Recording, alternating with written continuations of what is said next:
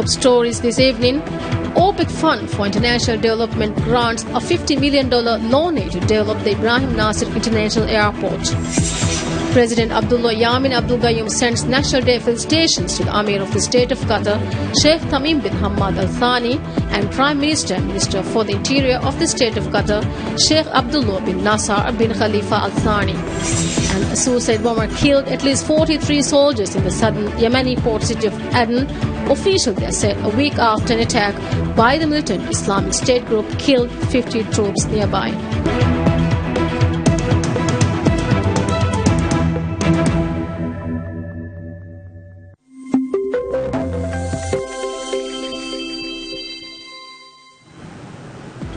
Good evening and welcome to Nightly News on Television Maldives with me, Fatma Sara. OPEC Fund for International Development offered grants a $50 million aid to develop Ibrahim Nasir International Airport in India. In a ceremony held in Hotel Jen, the agreement was signed by Minister of Finance Ahmad Munawwar and Director General of OFID Suleiman Jasir Al-Habrish. Speaking in the ceremony, Minister Munawwar said the loan aid was granted to Maldives with a 4-year grace period. Highlighting the assistance given to Maldives in various development projects, the minister revealed that OFID has granted over $160 million to the Maldives.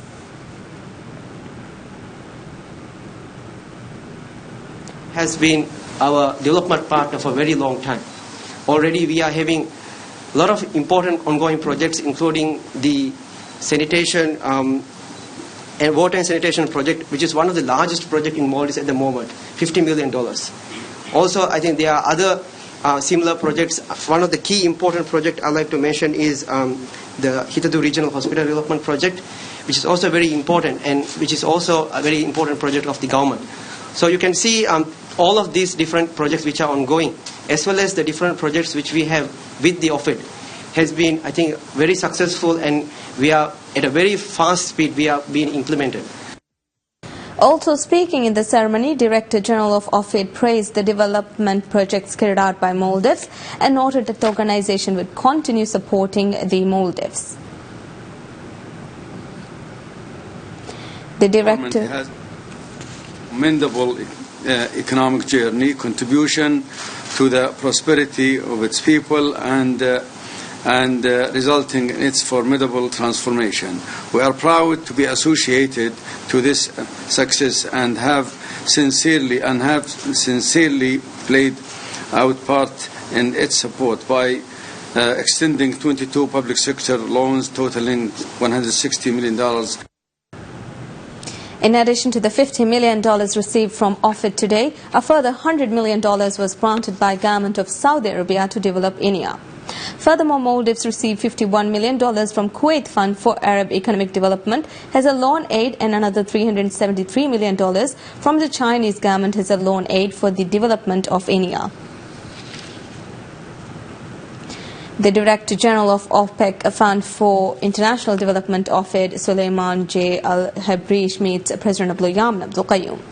During the meeting held at the President's office, the President welcomed the Director General and the accompanying delegation to Maldives and expressed sincere appreciation for the support and cooperation extended to Maldives over the years. The President also noted the confidence in OFID as a close development partner of Maldives and the Maldivian people. The discussions that followed during the call include the ongoing assistance by OFID in enhancing and strengthening education, health, water, agriculture and transport sector of the Maldives. The President mentioned that the development of these sectors would benefit the economy and prosperity of the country. The call concluded with exchanges of hope and confidence in continued support and cooperation between OFID and the Maldives.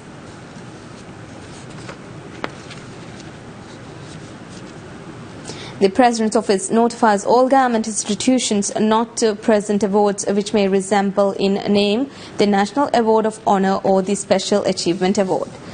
A statement issued by the President's office discouraged the recent practice by several government institutions of giving out awards resembling the titles The statement said that President Abdullah Yamin Abdul Qayyum stated that such actions create less respect for the honorees of the National Award of Honor and the Special Achievement Award. Each year, the government confers National Award of Honor and Special Achievement Awards celebrating individuals and institutions who work for the greater benefit of the country, recognizing individuals, associations, businesses, service providers at a national level.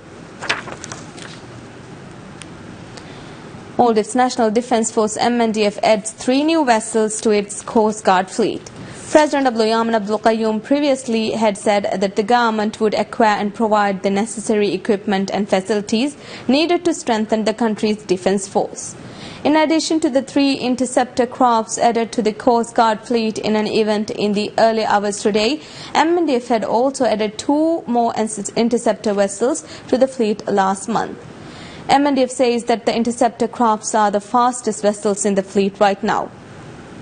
Speaking to PSM News, Minister of Defence and National Security Adam Sharif said the new interceptor vessels are fully capable of helping the Coast Guard monitor the coastline of the country and conduct life-saving missions. He further added that with the addition of these 5 vessels, the work of Coast Guard would be more efficient and make the job easier. The 5 interceptor vessels acquired for a total of 129 million rupiah is specialized for special maritime operation and rescue operations.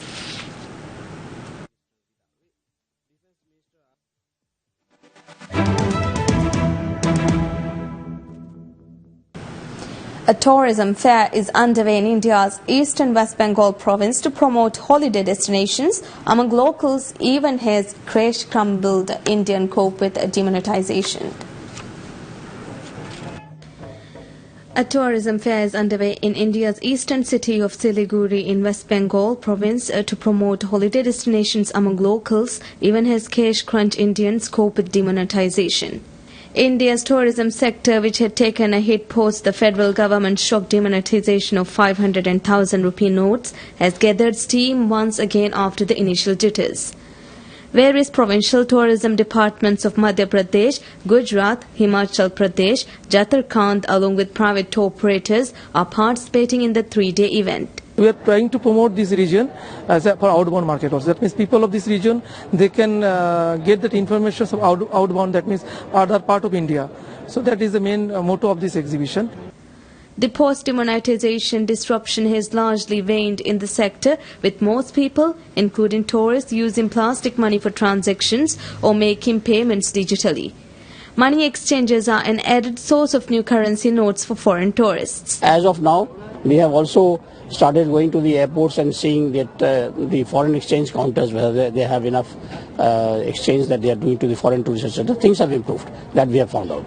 The tourism industry is expected to contribute nearly 8% to India's gross domestic product by 2016 and, according to a report by the World Travel and Tourism Council.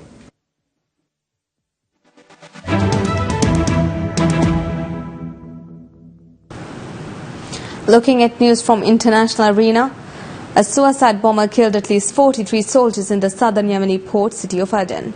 The officials said the soldiers were keen to collect salaries near a military base in Khor Mahsar district when the attacker blew himself up.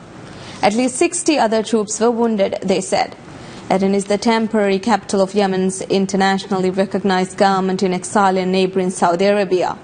The administration has struggled to establish its control in the city as the militants have launched dozens of attacks against its forces. Al-Qaeda and IS have exploited nearly 2 years of war in the impoverished country to carry out assassinations and bombings, mostly in lawless northern Yemeni areas nominally controlled by the government. Saudi Arabia and its allies in a mostly Gulf Arab military coalition have been bombing Yemen's dominant Houthi movement in parts of the country under its control since it drove the government from power in March 2015. They failed to dislodge the group from the capital Sana'a. Demonstrators take to the streets in London to protest against Syria's civil war, calling for more action from Western political leaders and an end to Bashar al-Assad's rule. Here's more on this. Hundreds of demonstrators took to the streets in London on Saturday, protesting Syria's civil war in the wake of Assad regime's recent major gains against the rebel resistance in the city of Aleppo. The protesters marched from Trafalgar Square chanting "Save Syria" and "Stop the Massacre" and are calling for greater action from Western leaders to intervene in the 5-year war.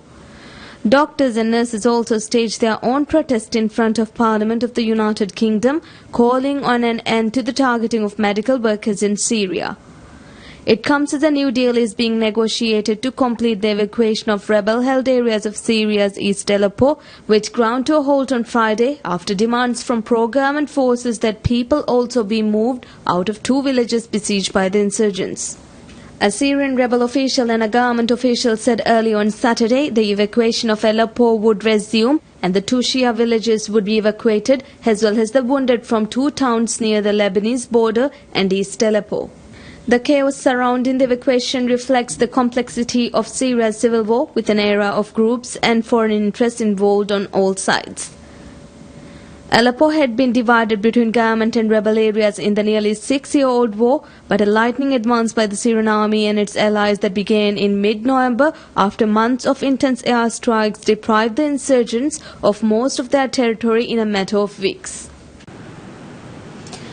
Iraq's displaced said that they had been stranded for days at Bartella, east of the IS-held city of Mosul, waiting to be screened by the Iraqi security forces before being transported to refugee camps on the outskirts of the Kurdish city of Erbil. Men, women and children said they fled the recently recaptured area of eastern Mosul to escape bombardment as IS fighters stepped up counterattacks on Iraqi forces in Mosul amid bad weather as the US-backed offensive to recapture their last major city stronghold in Iraq entered its 3rd month. With cloudy skies hampering coalition air surveillance, the militants carried out attacks in 3 districts of eastern Mosul, Al-Quds, Tamim and Al-Nur over the past 4 days, residents and security officials said. At Bartella, the men handed over their identification cards so their names could be checked against a database of wanted IS members, part of the painstaking process of clearing jihadists from each neighborhood of their Mosul stronghold. After 2.5 years of deprivation and cruelty under the IS rule, hundreds of residents have fled areas retaken by Iraqi forces, only to be dragged back into violence at the moment of their deliverance. The humanitarian situation of the besieged population is causing alarm amid reports of food, water and fuel shortages, while the fighting is making access to hospitals difficult. Nearly 100,000 people have fled the city, according to International Organization for Migration. Iraqi citizens are calling for Baghdad's so-called green zone to fully open to public so that life in the city can return to normal. The Green Zone is the most commonly used name for the international zone of Baghdad, a heavily fortified 10 square kilometer area carved out of central Baghdad by US-led forces following the 2003 invasion of Iraq. But 5 years after American troops withdrew from Iraq, the walls remain and the Green Zone is still off-limits to ordinary people. The existence of the Green Zone has blocked off many major roads in the city center. Vehicles trying to pass through have to undergo strict security checks. Without permission, they can only make detours around the area. The traffic burden has resulted in local citizens appealing for the Green Zone to be open to ease the traffic flow. However, opening up the Green Zone is not an easy task. Many important organizations and administrative bodies are located here, including the Iraqi parliament. The U.S. Embassy to Iraq, the largest foreign embassy anywhere in the world, is also situated within the Green Zone. For those people in Baghdad who harbor strong anti-American sentiment, the embassy's presence is also one of the reasons for their criticism of the Green Zone. Around 4,000 Syrian refugees fleeing to Lebanon's Bekaa Valley are desperately waiting the delivery of more relief supplies from humanitarian organizations to help see them through the winter. A round of snowfall several days ago enveloped the valley, with temperatures forecast to drop as low as -4 degrees Celsius on Monday. However, the shabby refugee camps are ill-equipped for the cold, with many makeshift houses covered only by plastic sheeting and a shortage of quilts and mattresses, making it a difficult ordeal for the refugees. Refugee children run around barefoot, playing on the muddy ground. The clothes they are wearing are not fit for harsh winter weather. Parents are worried about their children catching a cold. One of the parents said she is concerned about the schools making children finish classes at night. If the children are asked to go to schools in the afternoon, then the weather is too cold. Another added that they have nothing and that they came from Syria hoping that there would be assistance and jobs, but no such thing has occurred. The refugees say that they have to sleep on the ground, on the rubble, and that they have nothing else to use. The refugees also expressed concern of how they will spend the next few days of winter and said that they are hoping for more supplies to come. The Bekaa Valley at the junction of South Lebanon and Syria is home to more Syrian refugees than any other place in Lebanon. International Organization for Migration says that over 7,000 migrants and refugees have died or remain missing on world migratory routes. The organization's statement comes while the world marks the International Day for Migration. The International Organization for Migration (IMO) reports the number of migrants recorded as dead or missing and presumed dead appears to be rising across all regions, including the Mediterranean, Northern and Southern Africa, as well as in Central America and in the United States-Mexico border region. Each already has surpassed those recorded in these regions through all of 2015, according to recent IOM data. According to IMO, 7,189 migrants and refugees have died or remain missing on world migratory routes. This is the highest yearly number IMO has ever recorded and presents an average of 20 deaths per day, suggesting the deaths of another 200 to 300 men, women and children may be recorded worldwide before 2016 comes to an end.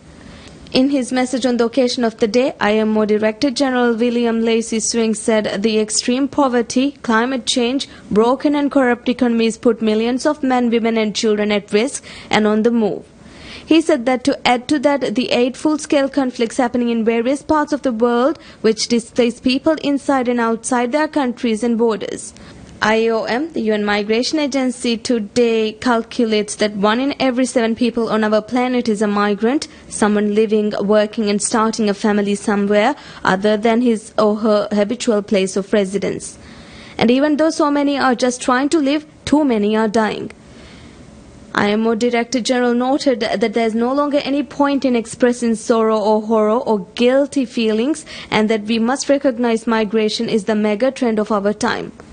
He added that it's a mega trend which has pushed migration into the public's consciousness and to the top of every government's agenda. In his message on the occasion of the day, UN Secretary General Ban Ki-moon said that every migrant is a human being with human rights. Ban said that protecting and upholding the human rights and fundamental freedom of all migrants, regardless of their status, is a foundational element of the New York Declaration. He further added that to accomplish this, we need stronger international cooperation among countries of origin, transit and destination that is guided by international law and standards. Ban said that we must reject intolerance, discrimination and policies driven by xenophobic rhetoric and scapegoating of migrants. Those who abuse and seek to harm migrants must be held accountable, he added. Ban further noted that the 2030 Agenda for Sustainable Development offers an opportunity to ensure that the needs of the most marginalized, including migrants, are made a priority so that no one is left behind. He called on the international community to act on the Global Compact on Safe, Regular and Orderly Migration as an important contribution to building a world of peace, prosperity, dignity and opportunity for all. 3 Indian soldiers were killed as militants attacked an army convoy in Pampore town of northern Jammu and Kashmir state. The militants came on a motorcycle and fired indiscriminately at the convoy before fleeing the scene, said local media reports. The convoy was headed to Jammu district when it came under attack in Pampore on the outskirts of Srinagar, the capital of Jammu and Kashmir state, where Indian forces have been battling an armed revolt since 1989. Inspector General of India's Paramilitary General Reserve Police Force, Zulfikar Hassan, said the area had been cordoned off and a search operation was underway. It is the second militant attack in Pampore this year. 2 militants holed up in a government building were gunned down by security forces in October in an encounter that raged on for 3 days.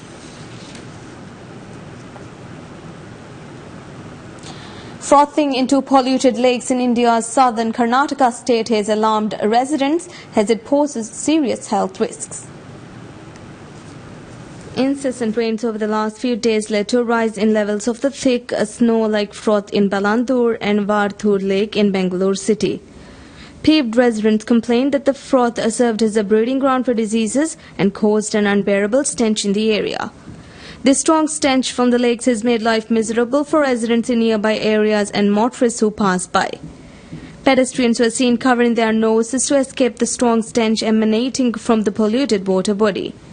The froth has been a perennial problem for the residents. Water in the lake has a high content of ammonia and phosphate, and low oxygen levels lead to the formation of froth. Compounding the problem is the huge volume of sewage which is released into the lake. Residents said that repeated pleas for cleaning the lake had fallen on deaf ears. People said that sewage is entering the lake from houses and industrial units, but the authorities are not taking any action.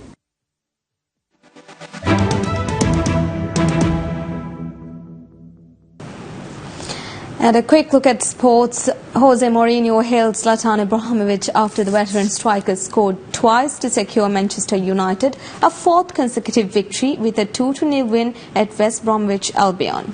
The United manager sang the praises of evergreen Ibrahimovic after he struck early in each half as United moved alongside fifth-place Tottenham on 30 points the Premier League table. The 35-year-old Ibrahimovic has now scored 16 times since joining the Old Trafford club last summer and is flourishing despite being in the twilight of his career. Retired Formula One world champion Nico Rosberg was crowned Driver of the Year on Saturday by Europe's largest car club, ADAC. Rosberg received the trophy at a glittering sporting gala in Munich. Rosberg fulfilled a childhood dream when he won the championship in Abu Dhabi at the end of November before stunning the sport by announcing his retirement 5 days later. He leaves with a record of 23 wins in 206 races, putting him equal 12th on the all-time list with Brazilian triple champion Nelson Piquet, and has only the second son of a champion to take the title. His Finnish father Kike was a champion with Williams in 1982. Nico Rosberg was also the first German driver to win the Formula One title with a German car and team, and is the first champion to walk away without defending the title since Frenchman Alain Prost in 1993. On receiving the Driver of the Year award, Rosberg said he would look for new challenges in the future, but that he first wanted to spend more time with his family. The Monaco-based German married his childhood sweetheart Viviane in 2014, and they had a daughter last year. On a lighter note, a previously unpublished portrait of Britain's Queen Elizabeth with her son Prince Charles has been released. The portrait, released by Clarence House, was taken in May 2016 in the White Drawing Room at Windsor Castle. It was released to mark the end of the year of celebrations for the Queen's 90th birthday. Elizabeth, whose coronation took place in 1953, is by far the oldest monarch in British history, and last year she surpassed her great-great-grandmother, Queen Victoria, as Britain's longest reigning sovereign.